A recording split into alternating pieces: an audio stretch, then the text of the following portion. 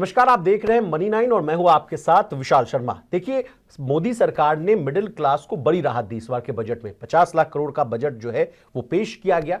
उसमें नौकरी पेशा कमाई करने वाले लोगों को कहा गया कि 12 लाख तक की जो कमाई है आपकी, उस पर जो टैक्स है वो जीरो लगेगा। इसके अलावा किसानों के लिए भी बहुत बड़े ऐलान किए गए, केसीसी का लिमिट बढ़ाया गया। लेकिन आज जो खबर आ रही है कि financial services secretary M Nagaraju ने कहा है कि जो ये कदम लिए गए हैं, इससे बैंकिंग सिस्टम में 42,000 से लेकर 45,000 करोड़ रुपए आएंगे। बैंकों की जो स्थिति है वो सुधरेगी, उनके पास लिक्विडिटी आएगा, यानी अधिक पैसा आएगा जिसका वो इस्तेमाल जो है रोटेशन ऑफ द मनी में कर सकते हैं। इसी तकनीकी भाषा को और आसान भाषा में समझाने के लिए आज हमारे साथ वरिष्ठ पत्रकार प्रवीण शर्मा सर जुड़े हुए हैं। Praveen sir, over to you. कैसे देख रहे हैं इस खबर को सर? नहीं, ये खबर बड़ी है और अगर आप इसको पिछले साल के जो हालात थे बैंकिंग सिस्टम के साथ जी और जो अभी भी कायम है उसके साथ अगर आप क्लब करेंगे तो समझ में आएगा कि ये जो राहत सरकार ने 1 लाख करोड़ की जो आम लोगों को टैक्स बेनिफिट के तौर पे दी है जी उसका असर इकोनॉमी में कहाँ कहाँ तक जाने वाला है। जी ये एक बहुत बड़ी चीज है जिससे कि न सिर्फ ग्रोथ बढ़ने वाली है। सरकार का जो फैसला है सर, वो न सिर्फ ग्रोथ को बढ़ाएगा, कंजम्पशन को बढ़ाएगा, बल्कि वो बैंकों की हालत को भी सुधारेगा। अब इसको पिछले साल के साथ हम समझने की कोशिश करते हैं। पिछले साल आखिर हालात क्या थे जी दरअसल पिछले साल आरबीआई ने बैंकों को इस बात के लिए आगाह किया था कि उनकी पास जो डिपॉजिट्स हैं वो उनके पास कम आ रहे हैं। डिपॉजिट्स का जो ग्रोथ है वो क्रेडिट ग्रोथ से कम था।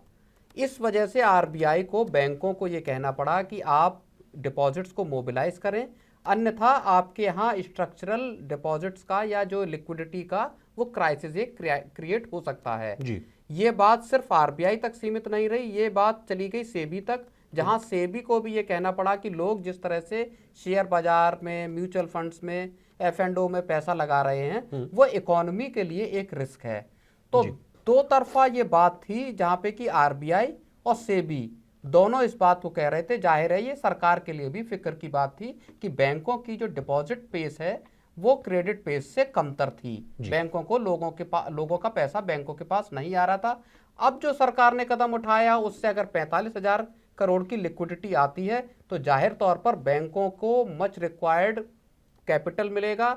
और इसको इस बात के साथ भी हमको जोड़ के देखना चाहिए कि हाल में ही आरबीआई ने कई ऐसे कदम उठाए हैं, चाहे ओपन मार्केट ऑपरेशन के जरिए 60,000 करोड़ की लिक्विडिटी डालना हो या वीआरआर के जरिए लिक्विडिटी डालना हो।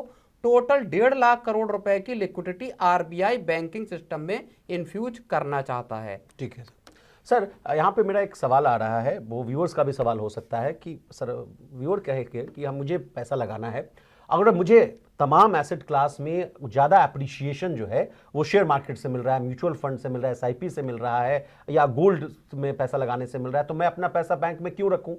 इसका क्या जवाब होगा सर? नहीं, बिल्कुल, ये तो सवाल पिछले कई सालों में और पर्टिकुलरली अगर हम बात करें तो 2019 के बाद से ये चीज पैदा हुई है, जहां पे कि लोगों को लगा है कि अब अगर उनको महंगाई को बीट करना है, महंगाई को पार पाना है, तो उनको फाइनेंशियल इंस्ट्रूमेंट्स में जो कि मार्केट से लिंक्ड हैं वहां पे उनको जाना पड़ेगा। इसी की वजह से हम देखते हैं कि हर साल जो डीमैट अकाउंट्स की तादाद है वो बड़े लेवल पे पहुंची है। करीब 20 करोड़ के आसपास डीमैट अकाउंट पहुंच गए हैं भारत में। तो लोग शेयर बाजार में आए हैं और लोग एसआईपी के जरिए म्यूचुअल फंड्स में पैसा डाल रहे हैं। लेकिन फिर भी चूंकि 140 करोड़ का देश है और 140 करोड़ के देश में डिपॉजिट करने वाले, क्योंकि डेट इंस्ट्रूमेंट्स क्या हैं, जो एफडी है, एफडी एक ऐसा साधन है जहां भले आपको रिटर्न कम मिल रहा है लेकिन आपका पैसा बैंक में सेफ है। तो सेफर ऑप्शन के हिसाब से सरकार को यह लगता है कि यहाँ पे बैंकों के पास पूंजी इसी तरह से आएगी जिसको बाद में वो डिस्ट्रीब्यूट करेंगे कर्ज बांटने में। जी जी जी जी। अब सर, अब आपसे सवाल पूछना चाहेंगे कि इस बार सीनियर सिटीजन्स के लिए भी बजट में क्या किया गया, इस पर भी बताइए, क्योंकि इसमें कहा भी जा रहा है कि ये जो पैसा है सीनियर सिटीजन्स के पास अधिक पैसा होता है, वो ज़्यादा पैसा जो अपना है वो एफडी में रखते हैं, सीनियर सिटीजन को ज़्यादा अतिरिक्त बेनिफिट भी मिलता है, अधिक जो है ब्याज वो भी मिलता है सर, उनके लिए भी क्या खास रहा बजट में, ये भी बताइए। उनको भी टीडीएस में एक जो बेनिफिट दिया गया है, उसको भी जो एम नागराजू है उन्होंने कहा है कि जो टीडीएस का बेनिफिट है और जो टैक्स का जो छूट मिली है 12 लाख तक, वो सारा मिलाकर अगर हम देखें तो 42 से 45 हजार करोड़ रुपए सिस्टम में, बैंकिंग सिस्टम में या एफडी के तौर पर, डिपॉजिट्स के तौर पे आने की उम्मीद है। अगर आप पिछले साल नवंबर को, मतलब जो अगर इस पूरे मामले को समझे तो पिछले साल 15 नवंबर तक का जो आंकड़ा है डिपॉजिट्स का और क्रेडिट का, वहां पे जो डिपॉजिट ग्रोथ है उसने क्रेडिट ग्रोथ को थोड़ा आउटपेस किया था। डिपॉजिट ग्रोथ 11.21% रही थी, जबकि क्रेडिट ग्रोथ 11.5% के अराउंड रही थी। उस वक्त अगर हम एब्सोल्यूट नंबर में देखें डिपॉजिट्स और क्रेडिट का क्या नंबर था, तो तकरीबन 218 लाख करोड़ रुपए के डिपॉजिट्स बैंकों के थे और जबकि 173 लाख करोड़ के क्रेडिट बैंकों ने बांटे हुए थे। जबकि इससे पहले के हालात ये थे कि जो डिपॉजिट्स हैं उसके मुकाबले में क्रेडिट तेजी से बढ़ रहे थे। आरबीआई ने यह भी फिक्र जताई थी कि लोग अनसिक्योर्ड लोन ले रहे हैं, पर्सनल लोन ले रहे हैं, एक आदमी के पास सर अधिक क्रेडिट कार्ड भी है, उससे भी पैसा निकाल रहे हैं। बिल्कुल, टॉपअप लोग ले रहे थे, फर्नीचर लोन हो गया, होम लोन पे टॉपअप लोन हो गया, तो वहां पे भी आरबीआई ने सख्ती की।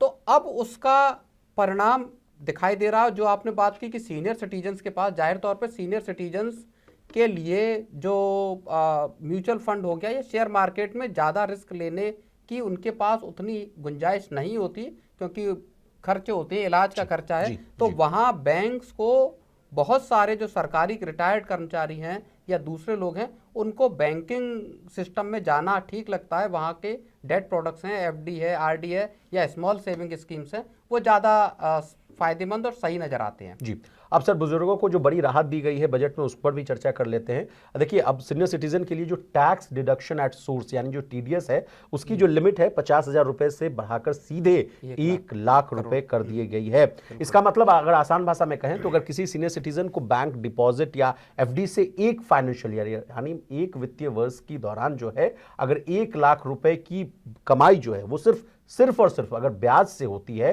तो इसका मतलब है कि वो टीडीएस कटौती के दायरे में नहीं आएंगे। अब सर, आपसे जब चर्चा में कर रहा था तो आपने कहा कि ओपन मार्केट से 60,000 करोड़ का जो है वो लिक्विडिटी डाला गया है, वीआरआर का भी आपने जिक्र किया।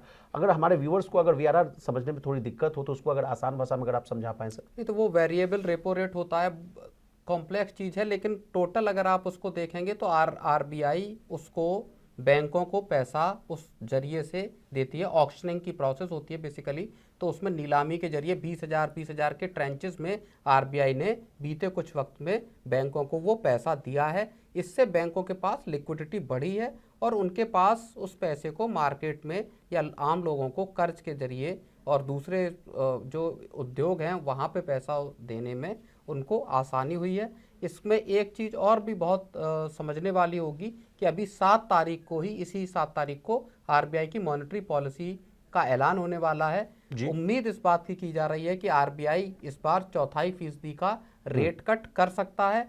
अगर ये रेट कट और आ जाता है साथ में तो हो जाएगा सर, डबल बेनिफिट हो जाएगा लोगों को। हाँ, अगर ये रेट कट आ जाता है तो फिर आप समझिए कि फिर सिस्टम में लिक्विडिटी और बढ़ेगी, लोगों के पास भी पैसा बचेगा। अगर उनकी ईएमआई कम होगी या टेन्योर कम होगा तो लोगों को भी इससे बड़ी राहत, कार लोन हो गए या होम लोन हो गए, वहां पे राहत मिलने वाली है। और इस तरह से पूरा न सिर्फ ग्रोथ बढ़ेगी, खपत बढ़ेगी, बल्कि जो बैंकों के पास डिपॉजिट्स की किल्लत थी वहां पे भी एक आसानी मिलने की उम्मीद है। जी प्रवीण सर, आपके इस डेटा को मैं और सपोर्ट भी कर देता हूं। देखिए, बैंक ऑफ अमेरिका सिक्योरिटीज और एलारा सिक्योरिटीज को भी उम्मीद है कि आरबीआई जो है फरवरी में रेपो रेट में 0.25% की को घटाकर 6.25% कर देगा। अब बाद में इसको चरणबद्ध तरीके से 0.75% और कटौती करके 2025 के आखिर तक रेपो रेट जो है 5.50% के स्तर पर लाया जा सकता है। इसके साथ ही कैश रिजर्व रेशियो यानी जिसको आप सीआरआर के नाम से जानते हैं, उसको भी 0.5% घटाकर या खुले बाजार से बॉन्ड खरीद कर भी जो है आरबीआई बैंकिंग सिस्टम में कैश बढ़ा सकता है। यानी सारी बातों का लब्बो लुबाब अगर आप देखें प्रवीण सर, तो कैसे समअप करेंगे इस बातों को? नहीं, बिल्कुल ये मच रिक्वायर्ड स्टेप होगा। अगर आरबीआई 0.25% का कट 7 तारीख को करता है, और इसकी ज़रूरत काफ़ी वक्त से थी। जब दिसंबर में आरबीआई की मॉनेटरी पॉलिसी की मीटिंग हुई तब रेट कट नहीं किया गया। शक्तिकांत दास की वो आखिरी एमपीसी थी। अब नए गवर्नर संजय मल्होत्रा के पास मौका है कि वो क्या रेट कट की सौगात देते हैं। सरकार असल में ये चाहती है कि जो ग्रोथ सितंबर तिमाही में 5.4% रह गई 4 साल के लो पे, सरकार ये चाहती है कि किसी भी हालत में अगले जो कुछ तिमाही हैं, अगले जो कुछ क्वार्टर हैं, वहां पे ग्रोथ किसी भी तरह से स्लिप नहीं होनी चाहिए। वहां पे ग्रोथ को वो सरकार फिर से रिकवर करना चाहती है और उसके लिए सरकार हर संभव प्रयास चाहती है जी। उसी कड़ी में मैं आपको बताऊं, आरबीआई के सामने पिछले कुछ वक्त से ये इश्यू बना हुआ था कि वो महंगाई को देखे या वो ग्रोथ को देखे जी। और अब आरबीआई संभवतः ऐसा दिखाई देता है कि आरबीआई चाहता है कि ग्रोथ पे ज्यादा फोकस किया जाए, महंगाई को किसी भी तरह से दूसरे तरीकों से टैकल करने की कोशिश की जाए। अंतिम में एक और मेरा सवाल है कि फाइनेंशियल ईयर 2026 में कहा जा रहा है कि फिस्कल डेफिसिट को भी 4.4% के अंदर ही समाप्त किया जाए, बांध दिया जाए। इस पर भी आपके कमेंट समझाना चाहेंगे कि ये कितनी बड़ी बात है, क्योंकि 4.5% सर अगर मैं सही हूं तो वो था टारगेट। बिल्कुल, 2025-26 के लिए सरकार का टारगेट पिछले 2-3 साल से ये था कि उसको धीरे धीरे फिस्कल डेफिसिट को घटा के 4.5% पे लाना है। पिछले साल जब फरवरी में बजट आया और उसके बाद जब जुलाई में बजट आया, तो दोनों के बीच सरकार के जो प्रोजेक्शन थे फिस्कल डेफिसिट को लेके, सरकार ने उसमें भी कटौती कर दी थी।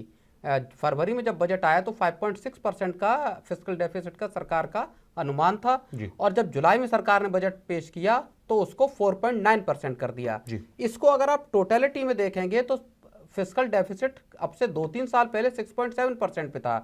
वहां से घटा के अगर सरकार इसी फिस्कल ईयर में माफ कीजिएगा नेक्स्ट फिस्कल ईयर में 4.4% पे लाना चाह रही है, तो इससे वो रोड मैप दिखाई देता है जो इस सरकार की सबसे बड़ी उपलब्धि है और जिसको अर्थशास्त्री भी मान रहे हैं, जहां पे कि सरकार ने अपना फिस्कल प्रूडेंस का पाथ या फिस्कल कंसोलिडेशन का पाथ, उस पे सरकार मजबूती से खड़ी रही है। और ये दुनिया भर में एक बड़ी मिसाल है कि भारत ने किस तरह से 11 लाख करोड़ का केपेक्स देते हुए, अपनी उधारियों को बहुत ज्यादा न बढ़ाते हुए, सरकार ने एक जो फिस्कल डेफिसिट का पाथ है उस पे सरकार कायम रही है और ये इस सरकार की वित्त मंत्री की सबसे बड़ी उपलब्धि है। बहुत शुक्रिया सर, आपने अपना कीमती समय मनी 9 को दिया और इन सारे बातों को बहुत ही आसान भाषा में समझाने की कोशिश की। इसी तरह देश, दुनिया और बिजनेस जगत से जुड़ी तमाम ताजा तरीन खबरों के लिए बने रहिए हमारे साथ और देखते रहिए मनी 9।